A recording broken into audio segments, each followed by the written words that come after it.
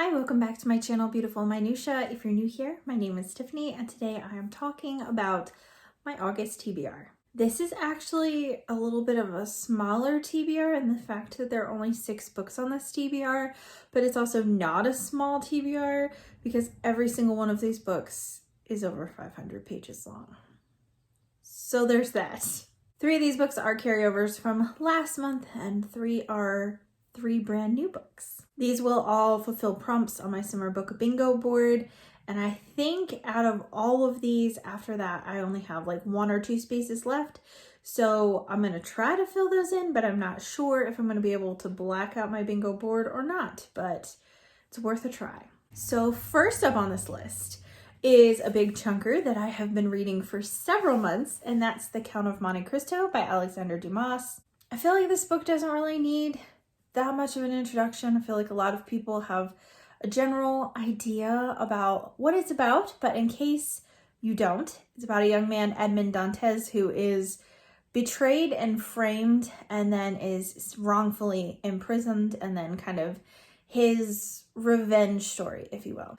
I've been working my way through this book, like I said, for a while, and I just kind of went a long time without picking it up. So I am not up to speed with everyone else who is doing the read along of The Count of Monte Cristo. I have only been able to attend one live show, and it was the very first one. And other than that, I have been really behind. I think that I will be able to finish this one by the end of the month though, because I have less than 300 pages left. So that feels achievable. I'm actually really enjoying this book. I've been talking to quite a few people who have finished or are almost finished, and I've really felt like the middle was a slog and that it should definitely be abridged. And this is my first time, I think, reading the unabridged edition. The edition that I owned was abridged, but the first time I read it, I got it from the library, so I'm not sure if that version was abridged or not, but that would have been high school when I read it for the first time. But it's been over 10 years since I've read this, and there's a lot of pieces that I don't remember, or maybe they just weren't in the abridged copy, but I'm just enjoying the slow calculations and the culminations and all these little moving parts that are kind of sliding into place, and it's just a very interesting story to me. I should also note that I have been listening to the audiobook some for this, which I'm not normally a huge audiobook person, but if you follow me on social media, you may know that we recently got a puppy. His name is Dexter. He's a yellow lab mix, and he's about 8 months old, and I have been walking him every morning pretty early before everyone else in my house gets up. And those early morning walks, to help me go farther, I've been listening to The Count of Monte Cristo, and it's kind of motivating me to keep going and walking longer and wearing this puppy out. I'm finding I'm not zoning out because I'm just walking, so I'm not doing anything else that's requiring my attention. So I actually have been able to absorb it better. I can't really listen to audiobooks when I'm doing things because then I zone out and I miss a lot of stuff, but I'm finding that's not been the case with walking. And all the French pronunciations make me realize that I have been butchering every single pronunciation. The second biggest book on this TBR is The Way of Kings by Brandon Sanderson, which I have started. I'm about 300 pages in, so not as far as The Count of Monte Cristo. I haven't been reading it for as long either. Oh, also, for my summer book bingo, I'm going to use this for over 500 pages, and I'm going to use this one for a favorite author because I love Brandon Sanderson. So I'm really enjoying this one. I feel like I don't know anything still at 300 pages in, but I've heard a lot of people say that this book is very foundational, and I can see like the world building in it is really epic. I'm really enjoying it. I have been recording vlogging clips as I've been reading it, so my hope is to release like a vlog review of my thoughts on The Way of Kings. And then the last book that I am in the progress of reading, I am very much at the beginning of, and that's Emma by Jane Austen. I am 4 chapters into this book so far, and I've been reading it with the same group of ladies who co-hosted the readathon of A Bad Business and Dr. Zhivago. So that's been pretty fun. And I had already read Persuasion for Jane Austen in July, and so this wasn't really for Jane Austen July. It was kind of like a last minute, spur of the minute thing that Evie suggested that we read Emma, and I'm glad she did because I haven't read this one in a really long time. So I'm reading this with Evie from She Was Only Evie, Kate from the Literary Apothecary, Stephanie from Miss Richards Reads, and Christy Lewis from Dostoevsky in Space. And so that's been fun. I think just about everyone is farther along than I am, which is okay. I wanted to get a better handle on Way of Kings before I added another book in, but then I was in the mood to read Emma, so I sat down one day and read 4 chapters and haven't yet picked it up again since, but we'll be reading this month. Oh, and Emma will classify for a classics space on my bingo board. The only other buddy read that I have going on this month is The Poisonwood Bible by Barbara Kingsolver. I did mention this in my July TBR because I thought I was going to be starting it towards the end of July, but I was trying to read more of The Way of Kings and stuff, so I did not start it when I was planning to start it, but that's okay. I am buddy reading this with Gloria Z. Thompson and Shelley Swearingen, and I love them both. They're such great ladies. I really don't have a whole lot of expectations going into this book, to be totally honest. I've heard very mixed things, and I know that it is about, I think, like a pastor and his family who are missionaries somewhere in Africa, I think. And from what I've heard about it, he's not a very good guy, so I don't think that religion is portrayed in a very positive light in this book, but I know nothing about like her writing style or anything about her as a person or any of her other books.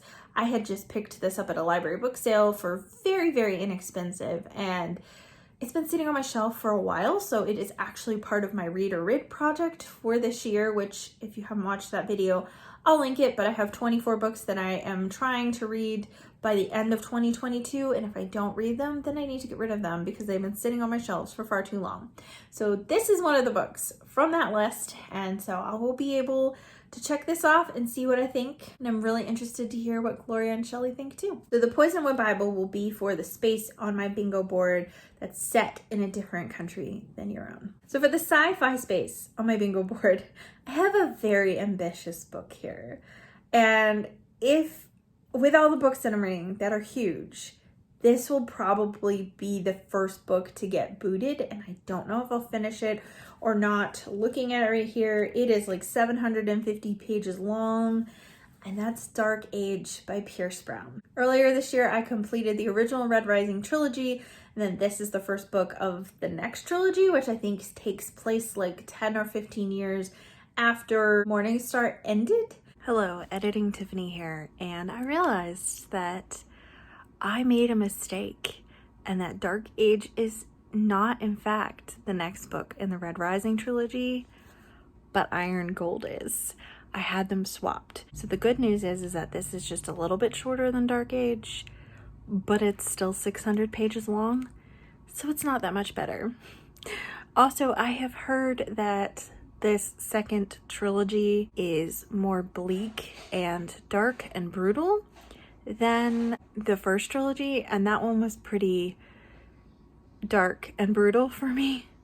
So there's a chance that this may be a little bit too much for me, but we'll see. I really love the characters and the class system and all that kind of stuff, so I definitely still want to give it a try and see what I think. And the last really big book on this TBR is for my kid pick, and clocking in at around 800 pages is Legacy by Shannon Messenger. This is book 8 in the Keeper of the Lost Cities series, which is one of my daughter's favorite series of all times. I really enjoyed this series as well. But for some really weird reason, I read a whole bunch of them last year. I read most of them last year, some the year before. And then I read Flashback, which is book 7 for my bingo board last summer, and then just never picked up Legacy. And I don't know why. It's not like I didn't enjoy that book, because I did. So I don't know why I've been putting it off so long. There was a part of me that realized that if I delayed it, then I wouldn't have to wait as long. It wouldn't feel like as long of a wait for the new book, Stellar Loon, which comes out in November. And that is a book that I want to be caught up in the series before that one comes out. But I didn't mean to wait this long to read Legacy. So I'm really excited to read this. I really hope it's going to be good. I've enjoyed the rest of the series so far. My daughter loves it, which makes me think that I will probably too. After this one, there is an 8.5, which is a whole lot of like supplemental information and stuff like case files and photos and all kinds of stuff for the characters in Keeper of the Lost Cities. But then there's a novella in it that I think is like 100 or 200 pages long or something like that. So I'm going to need to read that as well before Stellar Loan comes out, but I feel like that's not going to be too difficult. All right, I'm going to try to lift this stack, which even though it's not a ton of books, it's kind of heavy. There we go. I should count out how many pages this would be if I finished it. Although I'm part of the way through Way of Kings, Emma, and The Count of Monte Cristo, so be less pages that way, but still, there's a lot of pages here, considering every single one of these books is over 500 pages long. Well, that is it for my August TBR. I'd love to hear from you in the comments down below. What are you planning on reading in August? Are you jumping in on Summer Book Bingo? If so, do you have any bingos? I have already over 100 entries for the giveaway for the Summer Book Bingo. If you're new here and you don't know about that, I will have the video linked down below so you can watch it and hear the rules. It's not too late for you to join in because every single bingo that you get counts towards a giveaway for a $25 gift card to the online book retailer of your choice. And you can totally count books that you have read this summer. It doesn't have to only be books that you read in August. Thank you so much for watching. If you like this video, please hit like and also subscribe so you can continue to see more bookish content from me. And I will see you again next time.